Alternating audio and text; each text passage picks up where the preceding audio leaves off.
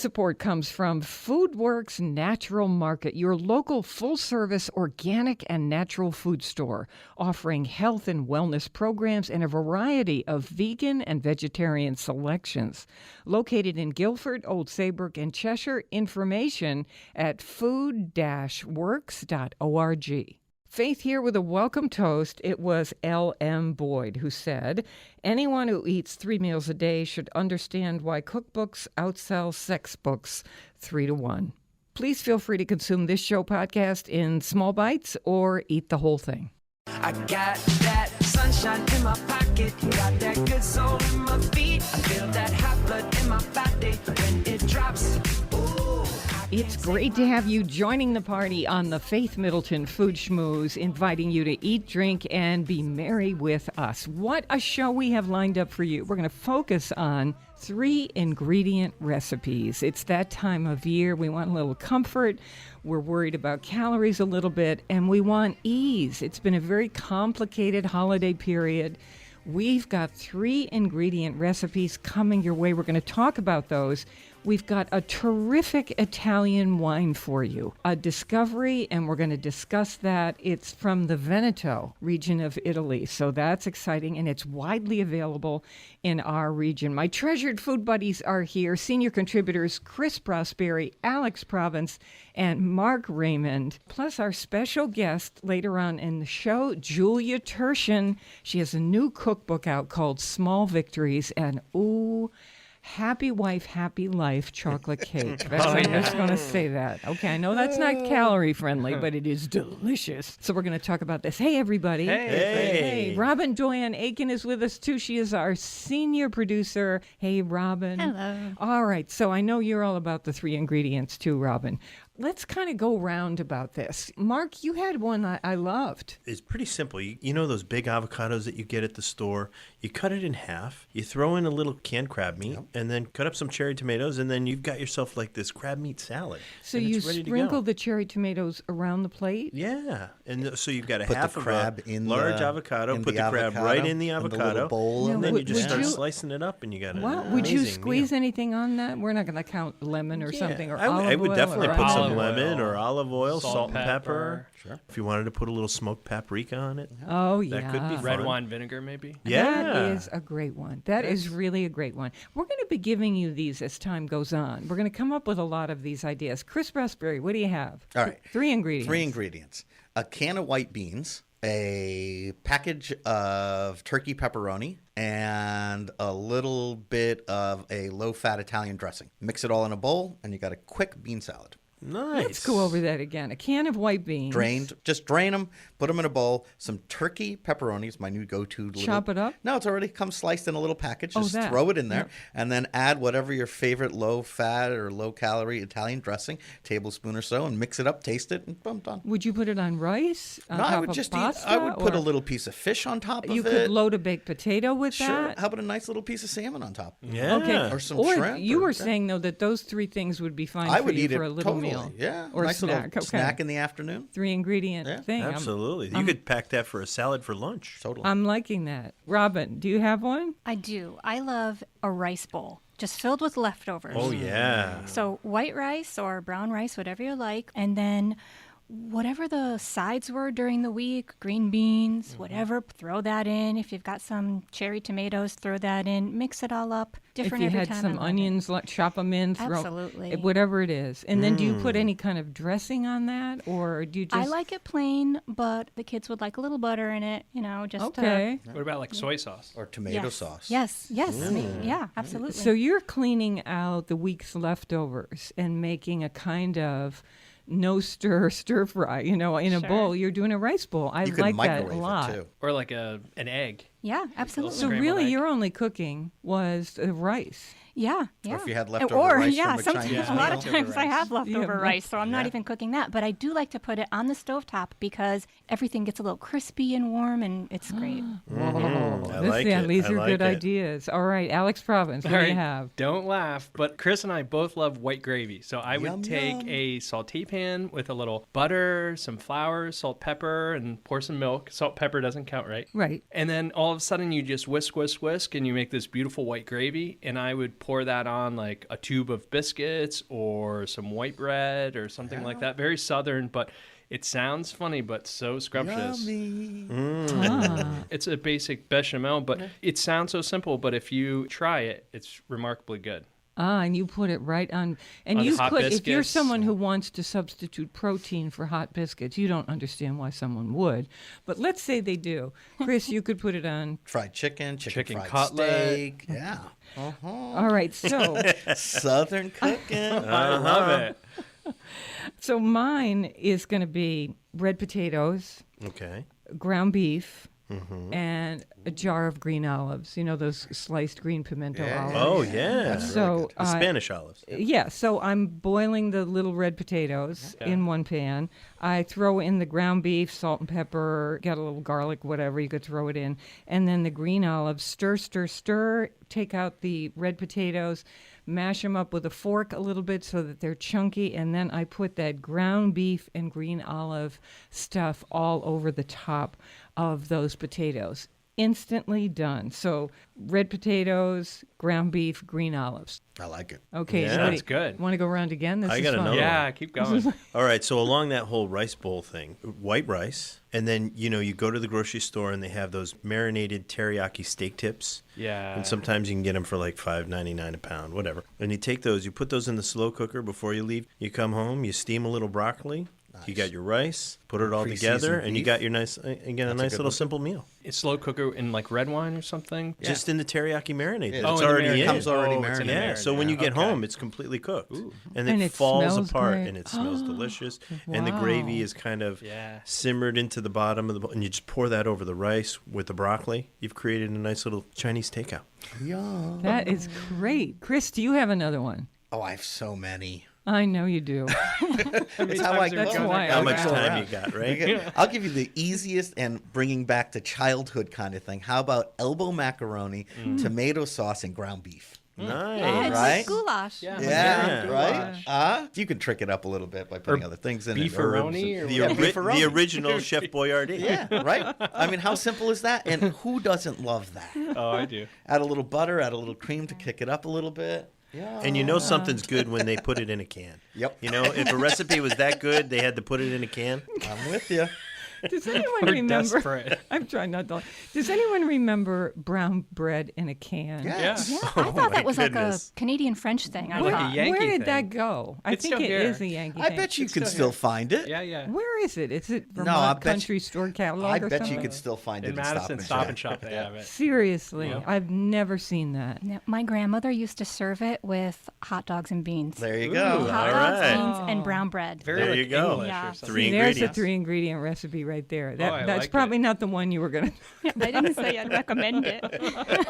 Oh, come on. We all grew up having hot dogs and beans. You know? The baked beans in the can, Oh, chop up yeah. hot dogs, throw it in there. That's a Come meal in on, itself. That's a meal in Oh, itself. Yeah. That's 2 ingredients. How about a little cheese on top for your 3rd ingredient? There you go. So this is one I think you've done before, and my mom always does it. In a saute pan goes fresh spinach with a little olive oil, wilt it down, and then she'll put little slivers of garlic just to get a little flavor in the olive oil, and then crack an egg and sort of whisk it together with a fork, and then it makes this sort of like frittata, sort of eggy, spinachy, garlicky, Yeah. perfect lunch. Oh, that Absolutely. You is. do that, right? I Or, remember you yes, saying or that. even at dinner. I mean, you know, some nights you just don't have time. Smells great. It's a It's busy cooking. work time for me, so I'm just throwing things together many times, and that's the perfect kind of thing. Garlic Yeah. and cooking olive oil instantly makes you happy. Walk in, it If just smells you've like got- It it's smells cooking all up the day. house so Seriously. wonderfully. I love it. As we talk about these 3 ingredients, think about what you want to have in the larder, as we call it. You know, you want to have some lemon, lime in the refrigerator drawer. Yeah, You want to lasts have forever. olive oil. Mm-hmm. Maybe you want to have a crushed red pepper in the spice cabinet. Absolutely. Salt and pepper, of course. Capers. Yeah, a few olives. Let's just consider that these basic things are somewhere around. You maybe don't have them on any given time, and you can still throw together something. Absolutely. Okay, so here's one. I like to do canned soup as the base of a stew. And so I will get a can or a plastic container I've bought at the fish market, let's say, of some store-bought soup. I grab a rotisserie chicken or some cooked shrimp, And then I just throw in a veggie, some chopped veggie. So you've got canned soup as the base, rip some meat off of that rotisserie chicken, or throw in your cooked shrimp to warm it up, saute the veggies and dump it in, and you've got an instant stew. It's like a Japanese soup or something, Yeah. right? Yeah, I mean, if Mushrooms or bean sprouts. Yeah, if you want to, you certainly can. If you had an extra little wine left over in a bottle, you could put some in. You could just fool around. Oh, yeah. But those are just 3 basic things that will make an instant stew for you. Yeah. Okay, let's do one more round. Do one more round? Robin? So my son, Evan, he's 8, and he loves broiled sausages. And they go with everything. So the easiest sort of side that I make is just some sautéed pears. And if I don't have a pear, then I will broil the sausages. And sometimes I do turkey sausage too. It's not always Italian or spicy, but, I trick them sometimes with the turkey sausage. Tastes the same. Nice. Sometimes I like to roast some red grapes. That's always a good side with sausage. So if you don't count the butter that I'm sautéing the stuff in, then it's 2 ingredients, sausage and either pears or grapes. Nice. I love it. Isn't this Yeah. fun? roasted. Yeah. This is so fun And to all me to come up economical, with, too. with 3. Yeah, I mean, that's the side benefit. To come up with 3 ingredients that make a meal and to not feel bad about that, but to pursue be it on happy at it. purpose. To Yeah. think. And we're not coming up with things just for the sport of it that don't taste good. These things really taste good. Exactly. So, remember we were talking about French bread pizza. One of the things that I love to do is take a baguette and slice it horizontally, and then put on top of it a jar of the red sauce, some chopped vegetable of some kind. It might be frozen broccoli I have, no matter what it is. Then a sprinkling of cheese. If you're someone who likes meat, you could chop up some chorizo or some... whatever meat happened to be hanging around. Yeah, ham. And throw that on top. If you had mushrooms, you could substitute one of those. But you could just take 3 things with that jarred pizza sauce and a baguette, which you could toast in the oven first, and then put on vegetable, put on a little sliced meat, and sprinkle of cheese, and you have an instant pizza. Really, that's what the pizza dough is anyway. That's what we had for school lunch.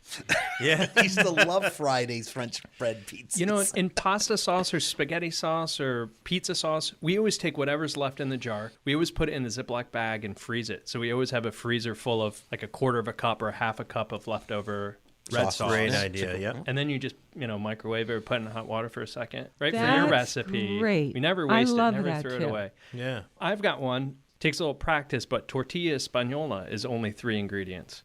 So in a big saute pan, you're just sauteing in olive oil, onion, and sliced potatoes until they're soft.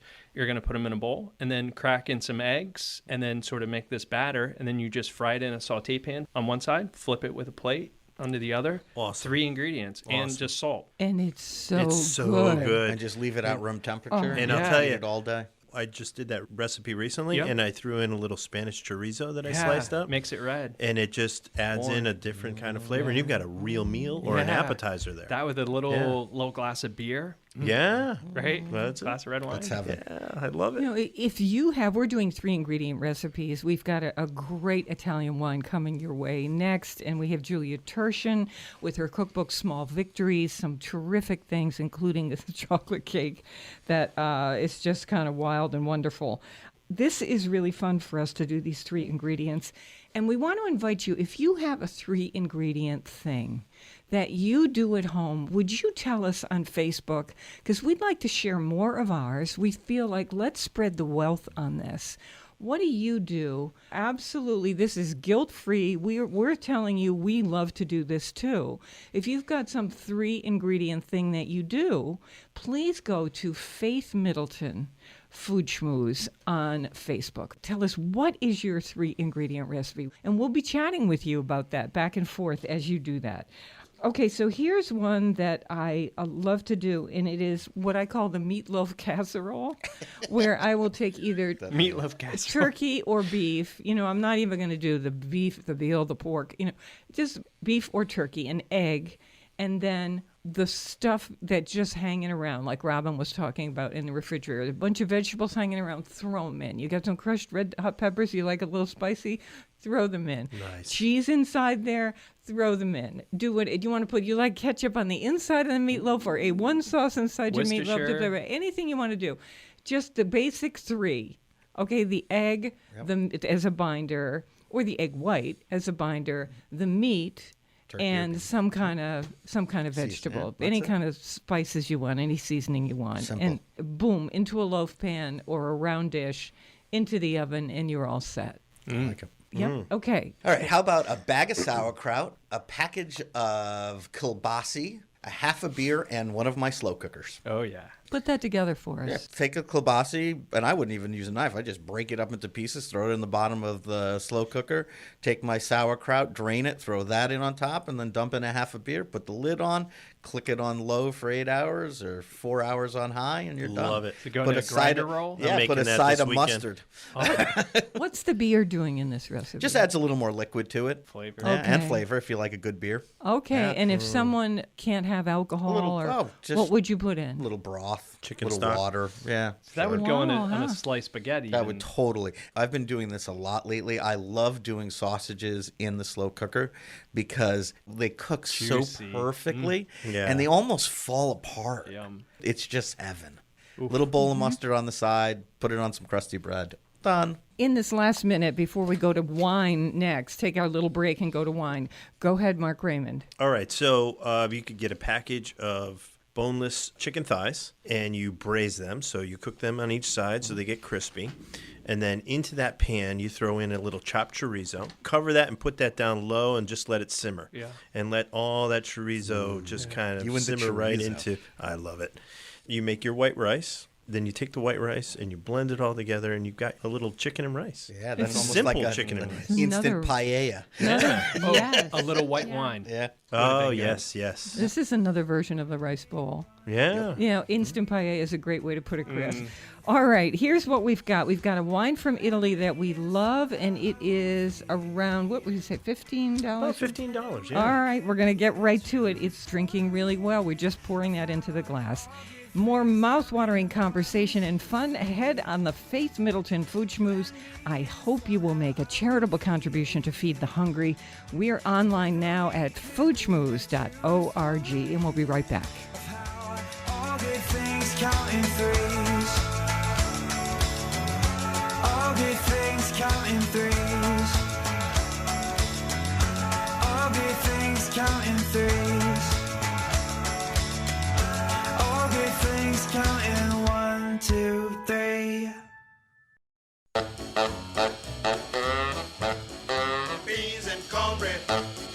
Beans and cornbread. Beans and cornbread. Beans and cornbread had a fight. Beans knocked cornbread out of sight. Cornbread said, now that's all right. Meet me on the corner tomorrow night. I'll be ready. I'll be ready tomorrow night. I'll be ready. I'll be ready tomorrow night. I'll be ready. I'll be ready tomorrow night. That's what Beans said to cornbread. Here's a question we get. How do I get the podcast? Everybody's saying they listen to the podcast of the show. What does that mean? How do I get the podcast? It just means that we can send the show to you. If you've only got a little bit of time, you can listen to a little, or, oops, I ate the whole thing, as we like to say. But all you do is sign up for it once at our site, foodschmooze.org. You just type in your email address, and then that's it. The point is of a podcast is you can listen on your schedule whenever you want. You don't have to be in the car at a certain time. You don't have to be at your computer at a certain time. A lot of people are doing this, you know, in a way, programming their own channels, right? Like the last time I listened to the show, I was in the car podcasting, had to stop and get gas. Pause. Yep. Nice. Got out, took my time, got my gas, but if you're listening to it on the radio, you have to You're- open the window, stick your head in the back. I've done that before. You're but not going to believe it. Pause. This is so similar because I'm at the truck stop, exit 56, in between New London and New yeah. Haven, 56, and I have to get gas, and I'm listening to the podcast of the show because I'm thinking, how does it really sound? So I just jacked it up as loud as I could, put down all the windows. See? While you're pumping gas. on You the can gas hit side. pause. And no, I wanted to hear while I was pumping. It was a nice thing to do. You know, I was like, I thought And this is sharing a it riot. with the whole world. That's awesome. And Poor people are at the gym now, so it's a fun one to listen to at the gym. Oh, While that's you're cool. exercising, Yeah. thinking about food. Oh, that's so cool. This is why I'm here. So Faith, did you see this? We got this really beautiful 5-star review from Nessa Rose, and she writes, "The best cooking show. I listened when I lived in Connecticut and still now, even though I'm 6,000 miles away in Santiago, Chile. I adore Faith and her That's crew. incredible. Fabulous." Oh, that So is sweet. the nicest thing. Isn't That that is so wonderful? wild. Makes our day. It really does. You know, when we get people, we've gotten listeners talking to us from London, from Tunisia, from Jerusalem. It is just, I mean, certainly around the United States. Like, Sure. we just got a wine question on the Santa Carolina Pinot Noir at Yeah. around $10 a bottle, depending on your wine store. And that person was from Oklahoma, and we were able to respond right away and say, here's the distributor in Oklahoma for you. And she said, Yeah. thanks a lot. Oh, that's I'm going to awesome. go try That is pretty cool. Cool. Really, really fun. Okay, so I want to get, speaking of wine, I want to get to this selection. And this is a wine shown to me by Mark Raymond. And it's from the Veneto region of Italy. It's widely available in our area. We've got a picture of the label, how you pronounce this or spell it, so that you can take it to your wine store. And what to say there. It's all posted at our website, foodschmooze.org. Schmooze spelled like school, SCH. Always remember that. It starts that way. Okay, the name of this wine is Passamento, Passimento, Passamento. Mark Raymond. Yes. So Passamento and Sentimento, it's the Romeo and Juliet label. So how you'll see this in the store is it's got sort of a graffiti label, and that's actually the wall behind the statue of Juliet in the city of Verona, where people write love notes to each other. So it's a really cool label. It pops when you see it. You'll kind of know it. Can you just pour a little of this into the glass? Okay, go ahead, Mark. All right, so Thank you. This is a really interesting Italian red blend from Verona, and it's the three grapes are Corvina, Croatina, and yes, there is Merlot in it. They take the Merlot and the Corvina and they dry them for 30 days to give them richness, a little intensity. So they're almost semi-raisin-like. And then and you pick a little bit of that up in the flavor. But the fruit kind of pops, the acidity's there. And it's just a really delicious Valentine's Day wine. Oh, yeah. Yeah, because of the tie-in with Romeo and that's Juliet. clever. Yeah. Right There you around go. the corner. Clever man. What a That's the bottle romantic. to put on the table. Yeah, right? or to There you go. give us a present. Yeah. So there's something fascinating about what you said. You know, normally that raisiny thing where they keep the grapes off the vine for a while, dry them out a little bit, would be in a big blockbuster Italian wine, a huge one like Amarone. Yes. Right. And so I would expect, you know, that is so filled with a kind of overwhelming prunes, dried plums, you know, it's raisins, you know, it's just like whack you on the head. You would have it with this big red meat sauce. So this is using a little of that technique, and yet there's something very Light and fresh light about it. and Clean. Absolutely. What clean. is that raisiny thing? What do you think it adds to the wine? I Because think it's it a adds- lovely thing. I think it adds a little bit more spice, a little bit more intensity to the fruit. Intensity for sure. And- Concentration, And right? almost like gives it a little bit more length on the palate. That echo that you always talk about, it just kind of stays on your palate for a little while. This is one of those wines that I think is a great sipper, and it also turns out to be great with food. We had a little bit more of this earlier when we were trying out Chris's dish, which was a sliced steak with beautiful sauce, wine sauce, and mashed squash, and we were sitting around tasting this wine perfect. with Oh, yeah. food, and it went with everything on the table. Right. And I just thought, you know, this wine really is stepping up to food. So It really does. for some people, $15 is not too much to pay for what they would say a table wine, because you would have a glass or two and you would have it for a couple nights, Yeah. maybe even 3 nights if you're going by the glass, or for the weeknights. A lot of other people want a $10 wine as a table wine. Sure. This is a perfect wine to bring in as you come to eat dinner at somebody's house. I'm thinking That's a like nice braised little short gift. ribs. Yeah. Also, Yes. buco. That would be perfect. Can Also, you imagine, buco. like in the slow cooker? Yeah. And you know something? I'm not kidding. I know you usually would want something with a little more oomph for body to have with pizza or. But I would have this one. Oh, too. absolutely. Yeah. Absolutely. It's got a brightness to it that just And I'd go lighter Little too. fruit, Yeah. little fruit I would forward, go which fish means or it'll hold chicken up. too. Don't you think? Beautiful Oh, little yeah. swordfish. Totally. Okay. I've Very got, versatile. I've got berry sort of dancing around way at the back of my tongue, almost down my throat. And then that little bit of dryness that appears in your mouth, what we call that tea bag thing, where, you know, because there's a tiny bit of tannin in here. That's what that's coming from. but not overwhelming. No. It's really well balanced. This is a very smooth little operation, this wine. Passiomento, and it's around $15 a bottle. We find sometimes that the prices vary. Certain wine stores, if they're small, have to add $1 or $2. Sometimes people can sell it at a discount, but we'd say roughly $15 for this wine. Very nice choice, Mark. Thank you. Thank you. These handmade wines are absolutely worth $15. So all the effort that goes into making something that's real Can like you this. say what you mean by Well, that? you know, they make a lot of industrial wine that's inexpensive, that Sure. they mass produce. It's not, I don't think, even worth $10. But you take a wine that's hand-picked, that's made with care, with real tradition. They're walking around the vine 12 times a year. All the labor that goes into a wine like this, to me, makes it worth every penny. And they take that extra time to take 2 of the grapes and dry them for 30 days. I mean, that's additional care that is, and then blending it all back This should together. be a $25 bottle. It Yeah. could be, You You know, absolutely. it should be. Twen- If it was yeah. Napa Valley, wouldn't Oh, if this was Napa Valley, this would be That is Same true. quality, $40 yeah. retail. Yeah, That is $40. true. So last night I was over to see a friend, Sandra Vlog, and she was going to provide some snacks, and I was bringing a bottle of wine. We could just sit around and talk for a bit. And so I'm looking around for a wine. I'm thinking about $15 is right. I must have been in that wine store for about 25 minutes trying to settle on something. Now, knowing this wine, if I had seen this, I would have grabbed this, been proud, would know that the person opposite me would say, this is good. Yeah. That's really all I want. It's like, oh, I like this. This Faith, is you good. could have used your smartphone, though. Go to your website and just type in wine, and all these things come up, and you can just flip through Exactly. and find Yeah. a price point that you're looking for. See, I know our bottles that we review. So when I'm cruising up and down the shelves, I'm something. looking You for remember. our bottles. Right, right.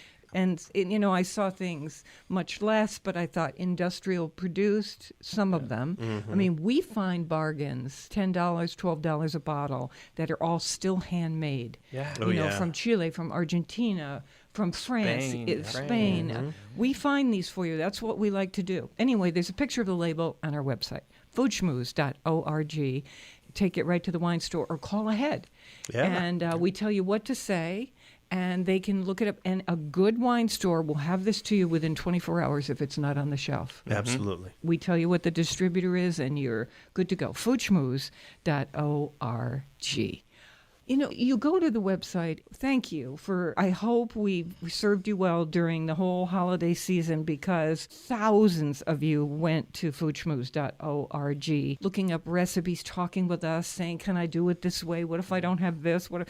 It was really something. And it takes real labor to hand type and enter those recipes. Yeah. And we have recipe associates who volunteer for this show and do this for you so that they can get first glimpse at these recipes and also so that, you know, they like public broadcasting and so they're volunteering their time and they are really helping our show. And so we would like to thank Paula Pierce and Jason Black. You might see either of them also on Facebook. I know I see Jason all the time. I just thank you so much, you folks. This is stuff that goes on behind the scenes at the show. In our next segment, I can't wait to get to this, Julia Turshen. Her new cookbook is called Small Victories. You might know her name, you might not know her name. People in the food world know her name. I am so glad that she has done a cookbook. Recipes, advice, hundreds of ideas for home cooking triumphs. We all want to succeed when we're doing home cooking. So these are not complicated recipes. There's a foreword by Ina Garten, and there's a reason for that. I'm going to tell you about that too. But we have that Happy Wife, Happy Life chocolate cake coming That's your the one way. I wanna hear. We've got a killer chicken soup. And we have these turkey and ricotta meatballs. Yum. That and other things coming up there. That with the wine. This is Yeah. about in about 5 minutes. But can we just talk about this article that was in the New York Times? How restaurants in New York City in particular, but Chris, you tell us if this is true everywhere. I read this article. New York too expensive for restaurateurs? And so they decide to do the math, and basically the answer is yes, it is. And we're seeing this happen. It is shopping center owners, when a restaurant gets successful, they think, ha, ha, ha. Raise the rent. I'm gonna raise the rent on them, because what are they going to do, go elsewhere? More and more restaurant people are saying, as a matter of fact, yes, I am, because my clientele will follow me. Exactly. And it's not that we fault anybody in this equation. Everybody's got to watch out for themselves. But this is what we're seeing happen. In New York City, it's unbelievable. The prices. price of rents in New York City. This is why you're seeing all the innovators on the Lower East Side. Everybody keeps shifting in Queens. They're shifting to affordable rents. Yeah. And people are traveling to get to these places. Oh, yeah. I think you see a lot more chains moving into the city, which I never thought would happen, because they're the ones that can afford the rents, because their food cost is lower, their operating expenses are lower, because they own multiple units, right? And it's a shame to see Interesting. that the independents getting forced out with these high rents. Yeah, that is know? really a shame. is. A shame to Yeah, see. because I mean that's where innovation comes from. These small restaurants, right? These startups. But they're rewarded, though, by having such a volume in New York City. So many people walking by your restaurant. Yeah, Well, but the prices. restaurant's the highest failure rate of any Yeah. business. Wow. So you better know what you're doing. Every penny counts. I never thought when I got into this business over 20 years ago now that I would be calculating a minute or 10 minutes worth of gas on a burner. Wow. Because that's what it takes now to run a restaurant. Every penny counts. Our costs keep going up, but not in relation to our prices, right? Our prices have stayed pretty steady over the past 10 years, and everything else has gone up. Labor's gone up. Everything's gone up. So you really do have to start to stay competitive. You have to look at everything. Let me ask a question. Can you raise the price of every item on a menu or certain items on a menu by 50 cents and make up for the price increase? And will customers notice the 50 cents? You could raise it without the customers noticing it, but the prices are going so crazy that 50 cents isn't it. That's not going to do it. It's not going to We do it. I even mean, look notice it at with- your supermarket, right? By the glass wines, if you go up 25 cents, people get upset. Because yeah. they're used to spending some amount, and now it's gone up. No one likes it. And the other thing, and a friend of mine who owns a restaurant in West Hartford, Billy Grant, said it once a long time ago. I never thought, Chili's and Chipotle. those would be my competition. And they're not their direct competition, but people are using that as benchmark It's like a pricing. metric. Yeah, they're using it as a metric. Oh, at this place, I can get that glass of wine for $6, and it's a Pinot Noir. But if I go to your place, the Pinot Noir is $14. But what they don't realize is they're different Pinot Noirs, right? We're talking about the ones that are handmade and, like you were just saying, Alex, and the ones that are, manipulated and whatever, and those are cheaper. But the customer sees Pinot Noir. See this? I'm Not really glad easy. we talked about this. We've got a great cookbook coming your way. If you want victories in your kitchen, we're going to give them to you. We've got some this is Julia Tertian, so I can't wait to do this. And don't forget that we have lots of farmers markets in our region now open in the wintertime, Yeah. which is really fantastic. Yeah. I love that, and I hope that list keeps growing because we love the local. Please support your local food growers and food makers for on-demand podcast delivery of this show, The Food Schmooze Party, every week, and to find also our terrific food, wine, cocktail, restaurant, hot topic subjects, our short, fun streaming videos, and the recipes we feature. We are always online talking with you at foodschmooze.org. And don't forget, tell us on Facebook, what is your favorite 3-ingredient recipe? Tell us, share it with the world, and we'll talk back and forth with you. That's at Faith Middleton Food Schmooze. We'll be right back with Julia Tertian. Baby, I don't need dollar bills to have fun tonight. Baby, I don't need dollar bills to have fun tonight. I don't need no money as long as I can feel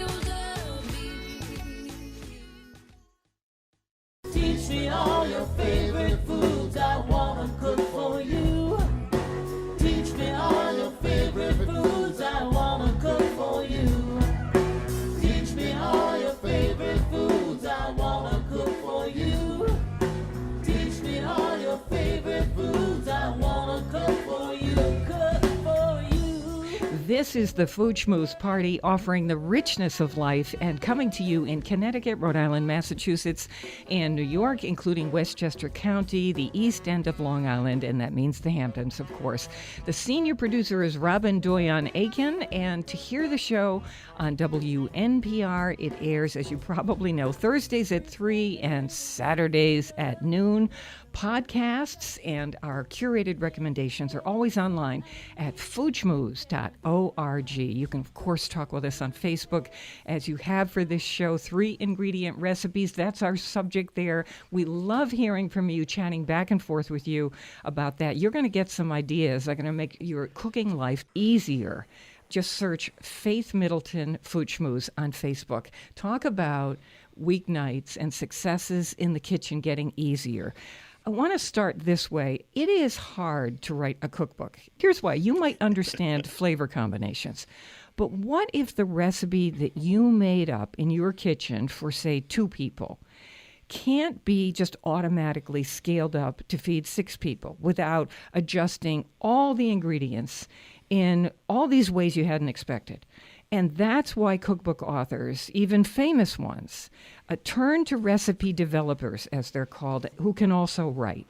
And one among the very best we have is our guest, Julia Turshen. She has been a significant talent behind Mario Batali's books, Gwyneth Paltrow, Ina Garten, and many more. We are delighted because Julia Turshen has been asked to do her own cookbook, and well, she should. It's called Small Victories, Recipes, Advice, and Hundreds of Ideas for Home Cooking Triumphs. The foreword of the book is written by Ina Garten. On our website, foodschmooze.org, we have recipes from Small Victories, turkey and ricotta meatballs that turn out to be gluten-free, plus the Happy Wife, Happy Life chocolate cake. Julia Turshen lives with that happy wife in upstate New York. Welcome to the Food Schmooze Party. Thank you so much, Faith. I'm so happy to be on the show. Oh, it's great to have you finally on this show. So tell us what happened that in the midst of doing these cookbooks for all these other people, what was it that you wanted to do with this one? Well, the sort of advice that I've given to everyone I've worked with, and the advice that I try to follow myself, is to really only put material out there in your own voice if it's, only something you can say. So I felt like I was at the point where, I had co-authored a number of books. I had worked as a private chef for a really long time, so I was cooking meals for families in their homes. And I've been a home cook myself in my own home, wherever that, might be, for my entire life. So I had this sort of cumulative experience as a very, kind of active home cook in all these different ways, and this experience of writing down recipes and stories, and I just felt like I was at a point where I had gathered enough that I thought would be really useful for other people. So sorry, that was one of my dogs just barking. I saw the tails in the various pictures, in the cookbook. I thought, promise to be quiet. Oh well. So I just thought I had all these, tips and tricks and thoughts that I had picked up, and home cooking has just been the most positive part of my life, and I just wanted to make it as approachable for other people. Oh, I'm so glad you did. On this show, we get very tired of chefy cookbooks that begin with make a rabbit stock. So we're just thrilled that you have the home cook in mind. I wanted to mention before we get to our featured recipes that there's a recipe in Small Victories for sour cream pancakes with roasted blueberries. And I think, because there's a little caramelization of those blueberries, I think this is a genius idea, Julia. Oh, thank you. I'm so glad. Those are really good. And the blueberries are, it makes this sort of like instant kind of jam, rich, roasted flavor kind of compote thing that, they're great on the pancakes, but they're also great on ice cream or yogurt or on their own. Yeah. So let me ask you and Chris. Of course, this pancake recipe has flour in it, as most pancake recipes do. For those of our listeners who are gluten-free, is there any way to substitute for that regular flour, the wheat flour? I actually, just this weekend, my wife, Grace, she's not gluten-free, but she has type 1 diabetes, so carbs are a big issue, which sort of translates to gluten. And she actually made them this weekend, substituting almond flour for the regular flour. And then, because, nut flours can be just, I at least find them a little heavier. She took the extra step of the eggs in the recipe. She separated the yolks and the whites and whipped the egg whites and folded them in. So it was a little bit more work, but it added a little bit of kind of lightness to the batter. And they were great. They were really, really great. So I was Oh, happy with those. good for her. Yeah, Good. pancakes are one of the few things that substituting a nut flour or any of the other substitutes really does work. Okay, so here we have, I'm dying to get to this, Aunt Renee's chicken soup. This is your dearly departed Aunt Renee, and I guess she was quite a character, as you say. At this time of year, everybody gets interested in chicken soup.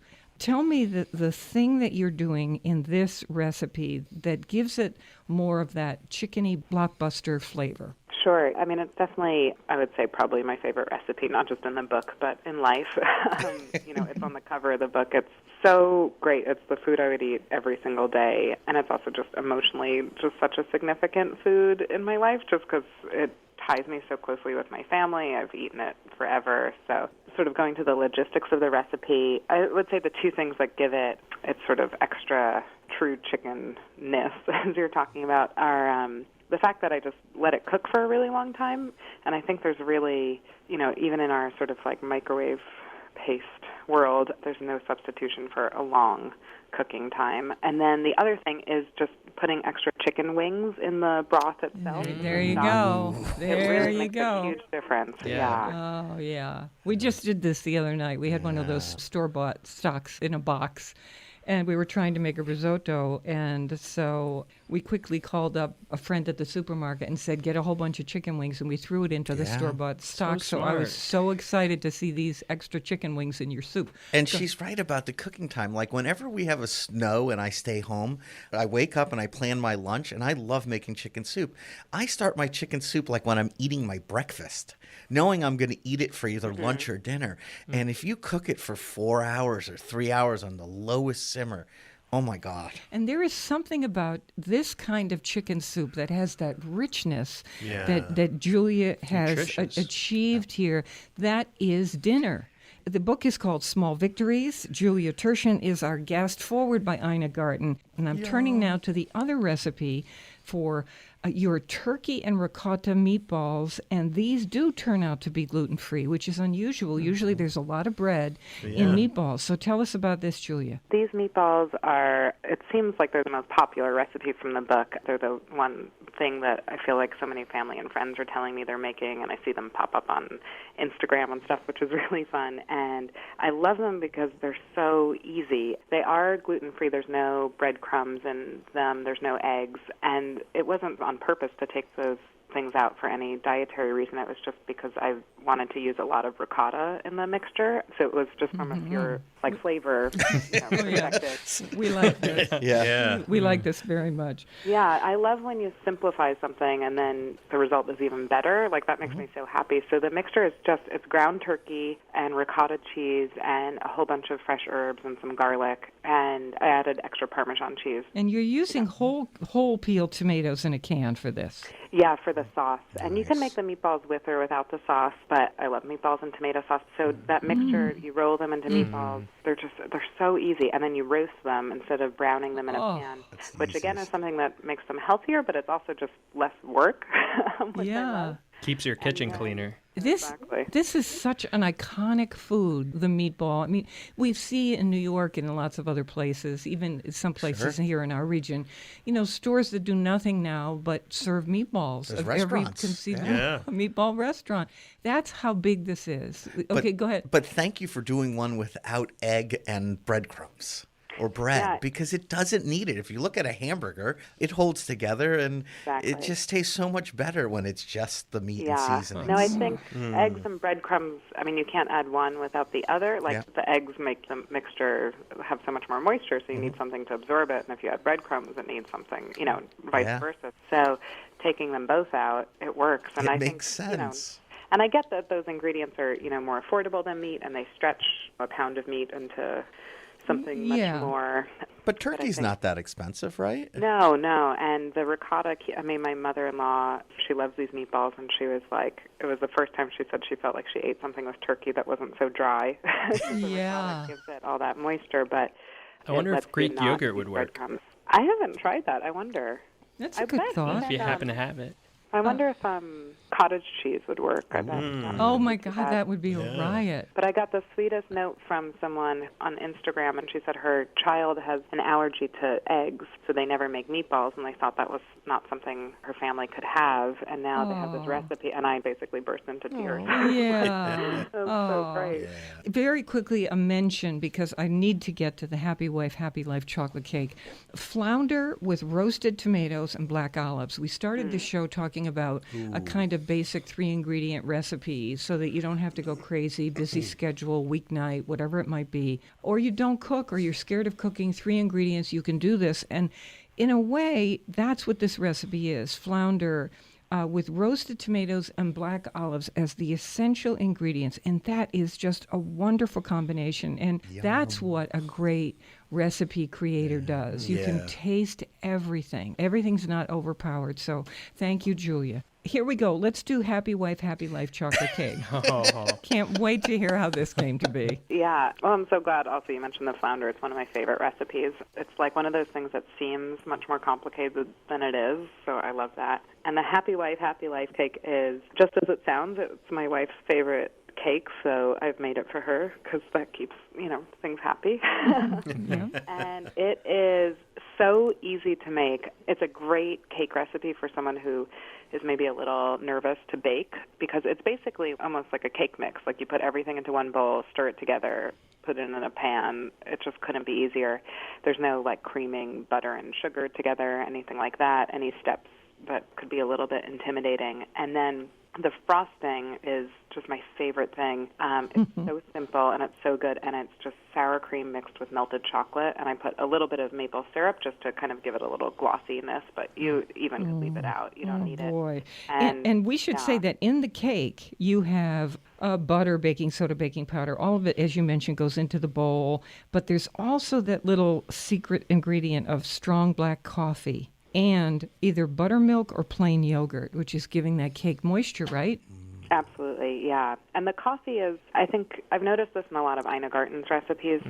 She often puts coffee with chocolate or other, what I think of as these sort of like supporting role ingredients, these accents, and it's something, when you add coffee to chocolate, it kind of boosts the flavor of chocolate, and it really, it adds not just moisture to the cake batter, but it really brings out the flavor of all the chocolate you're putting in it, and I feel like I always have a little extra coffee left in our coffee pot, so it's a good excuse to make Yeah, and you say here in a little side box that you can just distribute this batter into the muffin tin and make cupcakes out of this. Make chocolate for cake that. muffins. I love Doesn't that sound cupcakes, good? Yes. With the same frosting. There's something, guiltless about Chocolate that. sprinkles on top. Oh, yeah. Well, really, I'm not a baker. I'm terrified of baking, and I cannot wait to make this cake. You can absolutely do it. And yeah, also at the end of the recipe, every single recipe in the book has what I call spin-offs, and they're just variations. So this cake can not only be cupcakes, but you can also leave out that cocoa powder and coffee we're talking about and have a great vanilla cake.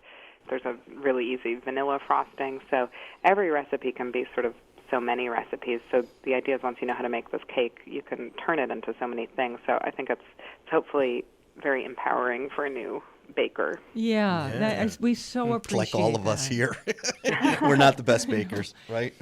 I like to eat. Yeah. I like to eat cake. I can cook, but I can't bake. But I think I can make that cake. You Yeah. can definitely make it. For next week? Sure. Chris's father is a renowned teacher of pastry at the CIA, and so the big joke here on the show, Julia, is that Chris can't bake and I can't either. So I can't make pie dough we or cake. often turn to his father about what to do, or will he make it for us? Right? Thank you so much for being on the show. It's such a pleasure. Oh, thank you so much for having me. It was so fun to talk to you guys about some of my favorite recipes. Good luck. We'll talk to you Thank soon. you so much. Okay, Thanks, Faith. bye-bye. Thank you guys. Bye-bye. Take All care. the recipes that we feature from the book are at our website, foodschmooze.org. The book is called Small Victories by Julia Turshen, Turshen, forward by Ina Garten. And this is a book of recipes, advice, and hundreds of ideas for home cooking triumphs. We're on WNPR Thursdays at 3, Saturdays at noon. Weekdays, listen for my 60-second food schmoozes. You know our slogan, never eat more than you can lift. In New Haven, I'm Faith Middleton.